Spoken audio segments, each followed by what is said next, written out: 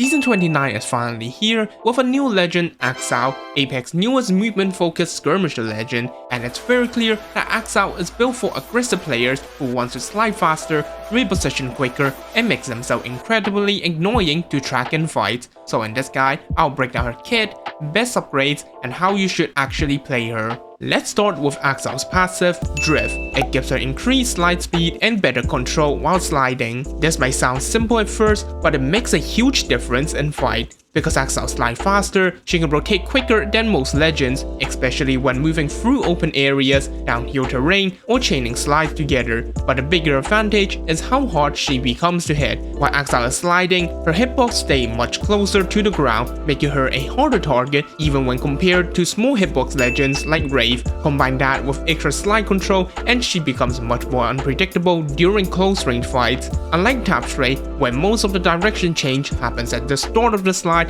Exile can control her movement for the entire slide duration. So if you're good at movement, this passive gives you more freedom to dodge shots and make yourself harder to track. Moving on to her tactical, Exile's tactical is Nitro Gate. When used, it launches players based on their momentum direction and forces them into a slide animation, while also giving them Exile's passive for 5 seconds. This is where her kit becomes really strong. You can use Nitro Gates to start aggressive pushes, combine it with movement tech like wall jumps or tap straight, quickly close the gap on the enemy before they have time to react. And unlike Maggie's Wrecking Ball speed pads, Nitro Gate can launch players even though they are not moving.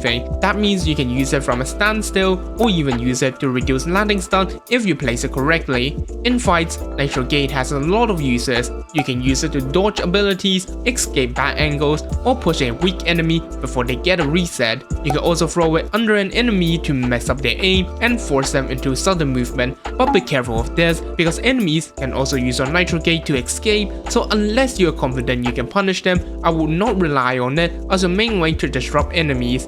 However, the strongest part of this tactical is how reusable and low commitment it feels. Most movement legends need to spend an ultimate for team mobility. Pathfinder has zipline, Octane has jump pad, and even those had limitations. But Exile got Nitro Gate every 24 seconds. That means your team gets frequent mobility for rotating, pushing, escaping, or breaking line of sight.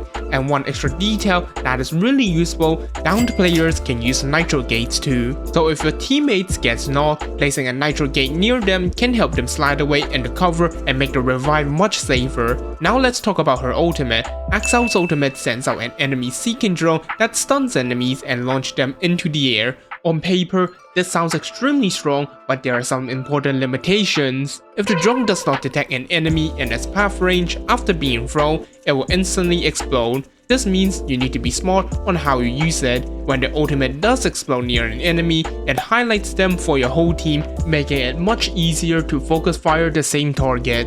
That team highlight is one of the best parts of the ultimate because in chaotic fight, knowing exactly who to shoot can win you the fight very quickly. However, the drone can be destroyed and there is a short delay before it explodes. So if you throw it at the start of a fight while the enemy is fully ready, there is a good chance they will just shoot it down. The best time to use Exile's ultimate is when enemies are already under pressure.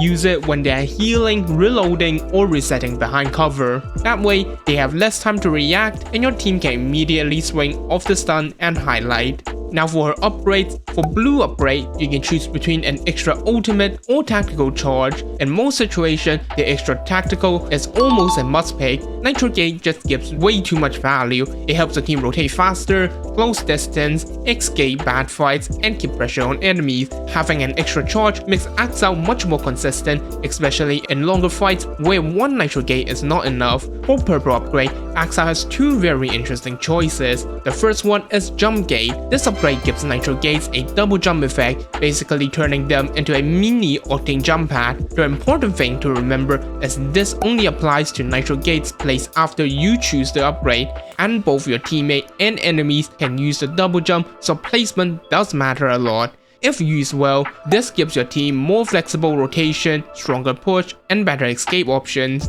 The second purple upgrade is Sliding Shooter. This lets Exile consume reserve ammo before using ammo from her magazine while sliding, capped at half of the magazine size. This can be really strong in close range fight, especially if you have good aim and can keep sliding while shooting. but it is also dependent on your accuracy. If you miss your shots, you are not getting much value out of this upgrade, so for most players, Jump Gate will probably be the safer and more consistent option, while Sliding Shooter is better for confident mechanical players who can actually take advantage of it. Because Axel is so movement focused, you should usually play her as an entry fragger. Your job is to create pressure, use a kit to attract enemies' attention, and make yourself hard to hit while a teammate deals damage from a safer angle. But Axel is not just an aggressive legend.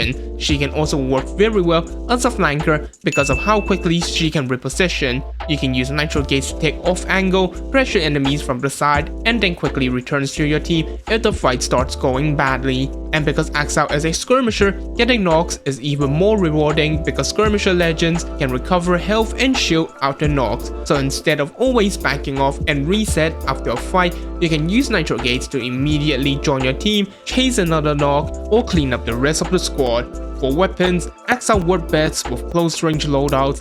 SMGs and shotguns are probably going to be her strongest options because her kit is all about moving fast, sliding into fights, and making enemies struggle to track you. The more Axel is moving, the stronger she becomes.